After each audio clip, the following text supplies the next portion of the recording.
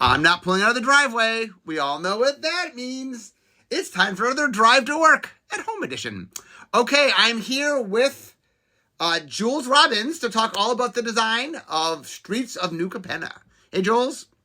Hey, thanks for having me. Okay, so you led the set design. Mark Gottlieb led the vision, and he led a little later than most vision designers lead. He sort of led the beginning, I guess, part of set design, how he normally would divide it. But then it got handed over to you.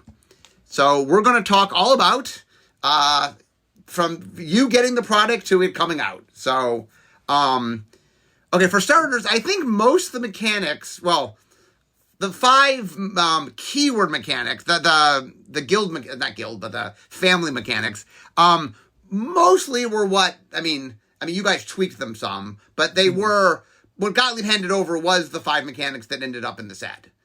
Yeah, they were pretty close. Four of them were almost exactly the same. The Cabaretti mechanic Alliance was actually the backup handed over from Gottlieb. They'd started there and then gone to a version that gave your cards bonuses if two or more creatures had entered the battlefield this turn.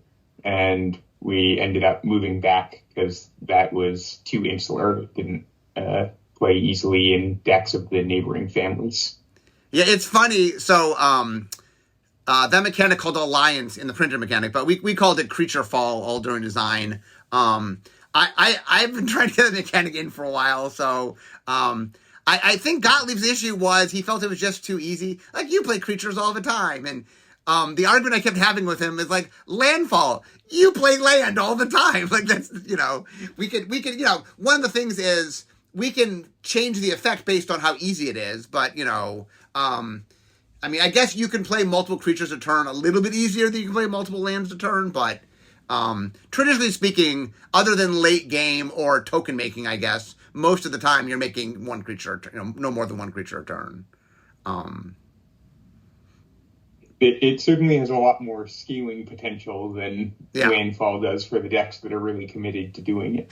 But yeah, I think we tried to have this in Guilds of Ravnica back when we were working on that together. It was the Celestia mechanic in Guilds of Ravnica, so it's funny because ever since Landfall happened, I've just been on this crusade of like, let's do all the falls, and little by little they're getting in Artifact Fall, and I guess technically Planeswalker Fall. That one might never see the light of day. Okay, so but there were a few other changes. I just want to walk through the mechanics and talk about the changes. So Alliance obviously got turned over as being when the second creature gets played. Although we had the original version, so it wasn't that you weren't aware it existed or you could do it. It was more like you were trying out something to see if you could make it work. Right. I think Gottlieb's pitch was even like, here's the one in the file. We think it's less of a sure thing, but try it out. Can move back to Alliance if need be. And there was a lot of fun gameplay to the second feature thing. We ended up keeping it on a cycle of uncommons, one in each of the Cabaretti colors. Yeah, so we would call it a faction cycle, where it's each member of the color in the faction gets one. So there are many kinds of cycles. People always think of cycles as only being 5, but there actually are cycles in all sorts of combinations. So, okay, so let's go. I'm going to go in sort of Wooburg order here. Okay, so shield counters. Did anything change on shield counters? Like, obviously, shield counters got handed over, but what did you do with shield counters? Yeah, we tried a lot of subtle tweaks and variations to this mechanic. I actually don't remember exactly what state it was in when Gottlieb handed it over to me, but very similar, just on, like, does any amount of damage remove them? We kind of need the damage prevention part so you don't get into weird spots with, like, your creature takes some damage, and then you take an equipment off it, and now it has lethal damage to proc the shield counter. There was a lot of little finagly rules weirdness around there, but it mostly stayed the same the whole time. The one thing I know, and I'm not sure where this happened, I know you guys experimented with more shield counters, and you sort of, like, I know there was like Shield 3 in the file at some point, so. Right. Yeah, we did end up with one card that comes with multiple shield counters, Sanctuary Warden. But that's Mythic 2, White right? Angel. Right. But yeah, mostly found was like the mechanic just played too much the same as Indestructible with high shield counter numbers. Like, it's got this really interesting dynamic where your opponent can try to make like bad trades, spending their small burn spell or like throwing away attackers against your creatures to maybe be able to interact with stuff. And that play just evaporated once we got up to high numbers of shield counters. Yeah, it's interesting that some mechanics, and Shield's a really good example of this, how the volume matters. Like, if you just turn it up too high, it isn't fun because it doesn't get to do the thing that it's trying to do. And you're right. Shield counters are about, hey, the opponent has an answer to it. There's things you can do. It's not undealable. But if you put too many on there, then it's just like, well, just don't deal with me. Right. Okay, next is Connive. Did anything change on Connive? Not after Gottlieb was the lead, but I joined the set design team for a little while Mark Gottlieb was still leading it before taking it over. And at one point, all the Connive cards were just an ETB trigger. Everything had, when this enters the battlefield, it connives. And then I think Cameron Williams had pitched, wouldn't it be cool if we could do this on other time frames? So we started experimenting with, like, when this creature deals combat damage to your opponent, it connives. And then made, like, Illuminator Virtuoso, that when you target it with a spell, it connives. And that eventually got us to the one real far-off twist on the mechanic on Rafine, who connives X instead of the default keyword action. Basically, we tried Rafine conniving a bunch of individual times, and it was just madness and mental overload. Let me tell them what Connive, for people that don't memorize all the cards. Rafine is Rafine, Scheming Seer, white, blue, black, so 3 mana, one of each of the colors. 1/4, legendary creature, Sphinx Demon. Flying Ward 1. Whenever you attack, target attacking creature connives X, where X is the number of attacking creatures.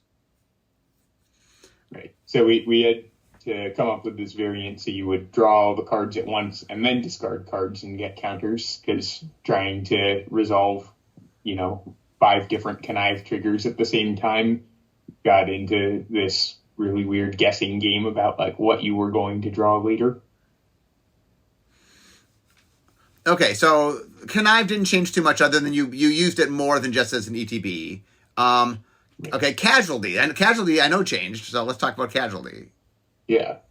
So at the outset, Casualty was you can sacrifice a creature to copy this spell. And that wasn't what play design calls naughty enough, which is it was too hard to fine-tune the power level on the cards to make things hit at the right spot for game balance.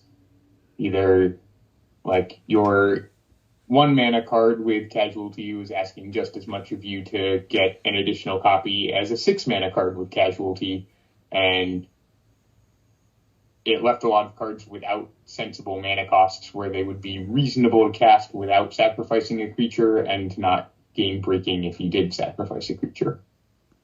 So we started messing around with parameters we could put on it. We looked at sacrificing n different creatures for your Casualty number, and we looked at sacrificing a creature with at least X power or at least n toughness, and we also looked at sacrificing creatures with total combined power up to n, and we ended up landing on the version that was asking you for a single creature with at least n power as sort of the overlap balance point between keeping the mechanic as simple as it could be and giving us the room we needed to adjust all the casualty cards. So I believe, other than the one card we're going to talk about in a second, it's casualty 1, 2, or 3, correct? Yeah. Having a 4-power creature is a really big ask, and we didn't need a huge amount more knobbiness on the mechanic, just a smidge. So 1, 2, and 3 got us everything we needed. Yeah, it's interesting that we had the same problem when we were making vehicles originally, and that original vehicles, just you had to tap a creature, and then we tried a version where you had to tap X creatures, and what we found in the end was caring about power allowed us to do more of the nuance we wanted, more so, because when you care about, when it's just a creature, you don't care the quantities of the creature. It says play token creatures or tiny creatures, it just sort of warps the kind of gameplay you have, because it so rewards you for having the small thing. And when you care about power, it starts making more creatures relevant in a way that I think is just more organic and fun. It really taps into Magic's core game systems better. We already have to balance stuff around how much total power you can get onto the battlefield, because that's how you take your opponent's life total down. Yeah, it's funny. One of the trends I find in Magic design is there's something we don't care too much about, and then we start using it, and like, ooh, this is very useful, and we start using it more and more. And I think caring about power has been something that just has gone up over time as we realize more and more how useful it is.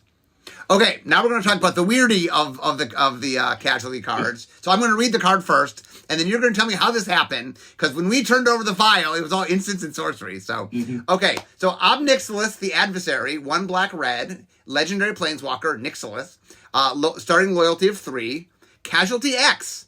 The copy isn't legendary and has starting loyalty X. As you cast the spell, you may sacrifice a creature with power X. When you do, copy the spell, the copy becomes a token. +1 loyalty, each opponent loses 2 life unless they discard a card. If you control a demon or devil, you gain 2 life. -2 loyalty, create a 1/1 red devil creature token with, when this creature dies, it deals 1 damage to any target. And -7 loyalty, target player draws 7 cards and loses 7 life. Okay, how did this card come to be? Yeah, so a lot of this was, we've been looking for ways to make Planeswalkers more unique as we've printed more and more of them, but there's somewhat limited Planeswalker design space. So one area that's looked really appealing to use is to try to figure out how to integrate set mechanics into Planeswalker designs. And we knew in the story, Ob Nixilis has this sort of like shadowy persona of the adversary that all of the families are worried about, and he kills Lord Xander in a bid to take over Capenna, who runs the Maestros, who have the casualty mechanic. So the mechanic seemed like it had all this stuff going for it to be a great fit for our Ob Nixilis Planeswalker, and then we tried to figure out how to make that work, given with the somewhat new technology as of, I believe, Zendikar Rising, of being able to copy permanent spells. So I assume the rules had to change. When we handed it over originally, it just did instants and sorceries, and when you make mechanics that only work on instants and sorceries, usually they're a little bit different than things that also work on permanents. That there's rules you don't have to worry about because instant sorceries aren't permanents. Right. So, do you have any idea? Maybe it's a Jess question, not a you question, but do you know what had to happen to make this work on a Planeswalker? Yeah, you can certainly see a little bit of it in the text after the Casualty X, where the copy isn't legendary and has starting loyalty X on, we needed to adjust some of the characteristics that the rules would by default give to the permanent just copying it. But yeah, I think most of the rules weirdness involves a lot of, behind the scenes stuff that doesn't affect a lot of the cards we ended up printing. They're more like, we got to think ahead to if one day some card can grant casualty to anything, now that will be to a much wider subset than just the instants and sorceries, and we'll need to worry about, having other copy effects affecting the thing that comes out, and all the weird stuff you can do to permanents that's harder to do to spells on the stack. Okay, so the designer in me, when I saw this card, because one of the things that's interesting, it's like I'll work on sets, but then I go off to work on other sets, and set design happens. So I saw this later in the process. So my first, when I saw this card, so I'm going to ask you is, well, if you could do a mixed list, that means the rules work with permanents. Why didn't you do other permanents? Yeah, there are a few reasons. The biggest one is probably just tracking. Having copies of a bunch of different permanents on the battlefield gets really, really hard to manage really quickly. Remembering what's what and denoting them. Like, tokens can already be a little bit hard to track if you get a bunch of different kinds, but at least your booster pack can have your citizen token and your angel token and your devil token, and you can find ones to keep it straight. With the copy tokens, unless you put a lot of effort in and come prepared, it's really, really difficult to keep track of, and we didn't want people showing up to their drafts and making copies of 3 different creatures and not knowing what to do with them. The other part is, I guess there are 2 more. One is we really wanted to give the families unique feels, and blue is often the most spell-heavy color, but both shield counters and connive need creatures to work. Mm-hmm. So we really wanted to emphasize the Maestros mechanic on instants and sorceries and make sure the set had that pattern. The last part is the type of permanent that we're most likely to make a lot of, especially for the limited facing part of a Magic set, are creatures. And casualty making more creatures sort of just feeds itself and becomes insular. You get a bunch of extra thinky creature tokens off your copied casualty creatures, and then you can just sack those to future casualty cards. Okay, let's move on to the final of the family mechanics, Blitz. Actually, I realized that we were talking about its mechanics and not saying at all what they do. Blitz is if you cast a spell for its Blitz cost, it gains haste, and when this creature dies, draw a card. Sacrifice at the beginning of the next end step. So this was, in the design, we call this Bash, because it was our dash tweak. So did this change much at all? Yeah, got a very slight rules tweak on, I think, originally the sacrifice me at the end step was spliced text onto the creature as opposed to, so like if you made it lose all abilities, it wouldn't get sacrificed. Okay. But it doesn't change a lot very frequently. So this mostly just stuck from the original file. Okay, so now we're going to tell a story that I told a little bit. I did a podcast talking about the design, but I think I told like the 1-minute version of the story, so we can delve a little deeper. So there's one other mechanic. There's cycling. Cycling's not deciduous. There's a cycle of cycling lands, obviously. But as far as another mechanic that's not a deciduous mechanic, there's a 6th mechanic. How did that mechanic get in the file? So we're talking about Hideaway. Real quickly, let me read the text to Hideaway. Hideaway says, when this enchantment, or whatever, enters the battlefield, look at the top 5 cards of your library, exile 1 face down, then put the rest on the bottom in a random order. Okay, so how did Hideaway get here?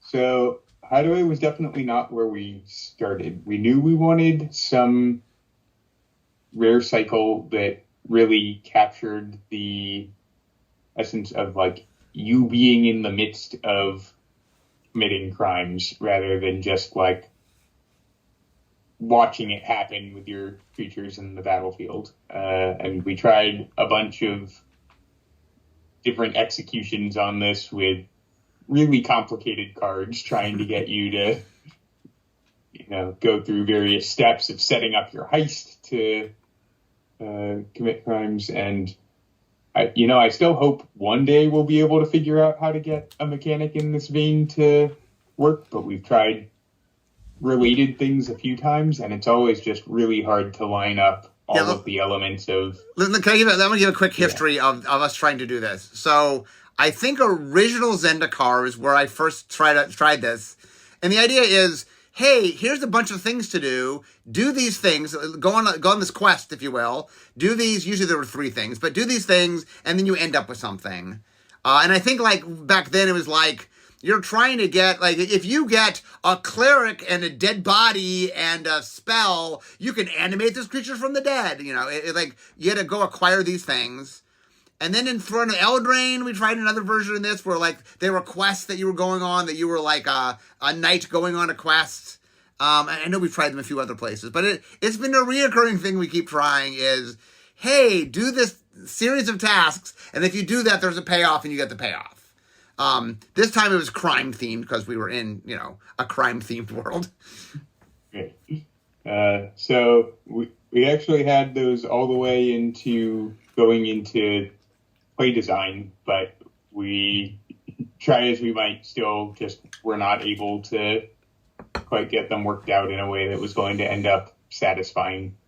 So we took a step back and asked ourselves, like, what are we really trying to capture here? What's the, like, core of the thing? And it was like, well, you're preparing for some big moment where you get to, like, claim the rewards of your criminal activity, pull off the heist, or get the, you know, payout from the boxing match or whatever. And so we started trying to figure out the simplest execution on that space and kept getting to like, wow, this is just too close to Hideaway. And then we asked, wait, why don't we just do Hideaway? So you did, I know we had to tweak it a little bit. What was the tweak to Hideaway? Hideaway changed a little bit so we could put it in this set, and we just changed the Hideaway work.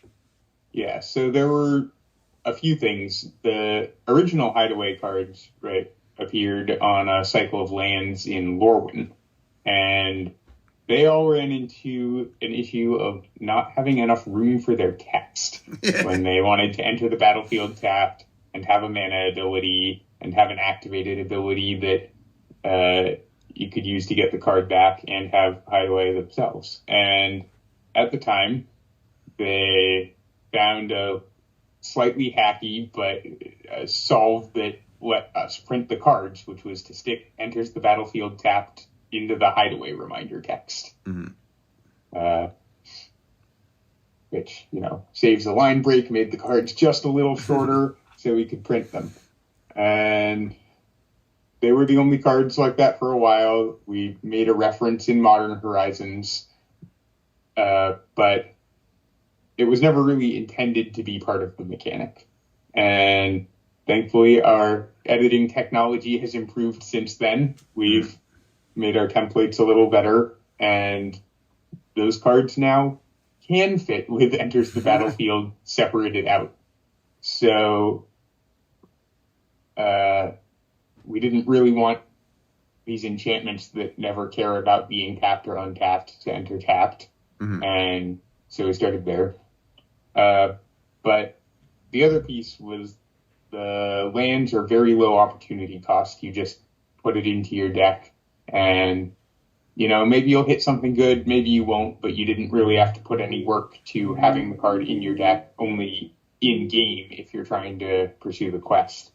But once you're spending mana to cast a spell, we didn't want you to miss so often on getting any relevant card. So we really wanted to look at 5 cards instead of 4 to make sure you would find something worth going on the quest for. And that led us to split out the number instead of everything looking at 4 cards like the original ones in Lorwyn. This cycle uses Hideaway 5. Yes. How'd you end up with 5? I mean, all the whole cycle is 5. Yeah, it's sort of threading a needle between making sure you don't have a complete lack of options for anything cool to be worth questing for, and not making it too easy to like play this card and something that'll win the game pretty much on its own, like an Emrakul, the Aeon's Torn, and just consistently see enough of your deck to make sure you can find the game-winning card and not need any other strategy. So you can still spike those sorts of extremely powerful plays sometimes, but at least for people playing really competitively, we don't want it to be too likely they'll build their deck to do just that and play out the same way every time. Okay, so we've talked through all the mechanics in the set. What do you think was set design? I mean, beside the mechanics, what were the big influence you think set design had on the set as a whole? Yeah, well, there's one sneaky one, which was, while Hideaway was added later, there was another mechanic in the set that we removed. Oh, right. Let's talk Smuggle. Okay, let's talk about... So, my memory is the original Smuggle was you paid some amount of mana. It was 2 at one point. It was 3 at one point. I don't know what we handed off. And you would exile the card and get a treasure. And then you could cast the card from exile. That was how Smuggle worked. Right. So I think this was in the set originally to try to fill this gap on... We wanted 3-color common cards, but it's... With as high a density of 3-color cards as you get with commons, it's very easy to wind up just with your mana not working out and a card stranded in your hand. And right, so Tarkir was kind of the spiritual, the set we were following the lead on, and that set had Morph in it, and so the common 3-color cards had Morph, so if I didn't have all my colors, I had a functionality for the card. And that was kind of the inspiration is, okay, what is our version of Morph? It wasn't going to be Morph, but what was our version? That's where it came from. Right. And so we ran into a few problems with Smuggle. The biggest one was just there was no mana cost that it really worked at. At 3 mana, it was really painful to take the time off to smuggle your cards for a treasure, and usually not worth doing. And you're more likely to be color screwed the fewer lands that you've drawn. So often we would have people sitting on like, well, I've got 2 lands, and in my 3-color deck, I can't even cast my 2-drops because they're the color I'm missing. Yeah. And the 3-mana smuggle wouldn't even help you accomplish that. But 2-mana smuggle was just bananas. You fill your deck with a bunch of them and consistently always be able to like skip your 3-drop slot and play a 4-drop on turn 3 if you wanted to. And the cards would color fix themselves pretty easily because you would, essentially only be taxed 1 mana if you spent 2 mana to smuggle it and got an untapped treasure. So they were sort of 2-brid cards as well as 3-color gold cards. Yeah. And I also believe there was the problem that people were splashing. Like, it made it a little bit too easy to splash 5 colors. Right. That was the second issue. Treasure fixes everything. So just by virtue of including these cards in your deck, you would naturally have a bunch of resources for anything you wanted to splash. Okay, so what did Smuggle become? Yeah, so we ended up with a pretty lengthy bit of text, but to get really the functionality we wanted on the cycle of gold commons, they'll let you pay 2 mana and exile them from your hand to make target land able to tap for any of the 3 colors of their family, and then as long as they're exiled, and then you can still cast them later from exile. So one of the interesting questions is, we chose not to name this. Why didn't we name it? Yeah, I think mostly it was like we discussed where the naming made sense, and there's sort of a promise when you see a named mechanic on commons that you're going to see more of this, but it was complex enough and associated specifically to the colors of the cards. We thought we only wanted to do it on the cycle of commons, as opposed to like on the rares with cycling or hideaway. Most likely you've seen a bunch of other cards in the set before you see those if you're just opening a few packs and not familiar with everything that's going on. So they're less likely to set expectations wrong. Yeah. Also, they were wordy, and I probably adding a word might have caused problems with layout too. Okay. Any final? I can see my desk here, so we don't have too much longer. Any final thoughts on the making of Streets of New Capenna? Yeah, I guess the other really big piece that guided us a lot here was the flavor of the setting. We were trying to jam in as many Golden Age and mob tropes as we could, and the initial team got a ton of great ones into the file, but yeah, a lot of the process was just trying to figure out how could we tweak this card a little bit to fit a trope, or how can we turn this top-down trope into some sort of card that'll fill a role in the set. We ended up with what we most wanted. All right, that was a bad joke. It's Nora. Yeah, one of the things that I really appreciate this, and something that all the teams did such a great job, is the set's just really dripping with the top-down flavor that we wanted. And there's so many, the audience kept saying to me, I hope there's this, I hope there's that. And a lot of the time there was. So, we and some of the times where they wanted something, we did try, but, not everything always works out. So, but we got Sleeps with the Fishes. So, that's good. Exactly. Well, anyway, I want to thank you for joining me today, Jules. It's fun talking about the new sets. So I hope the audience gets a chance to go play it and enjoy all the hard work that everyone put in. So thank you very much for being here. Yeah, thanks for having me. I'm really looking forward to seeing what everyone thinks as they get a chance to play with the set. To everybody else, I'm at my desk, so we all know what that means. It means it's the end of my drive to work. So instead of talking magic, it's time for me to be making magic. So thanks again, Jules.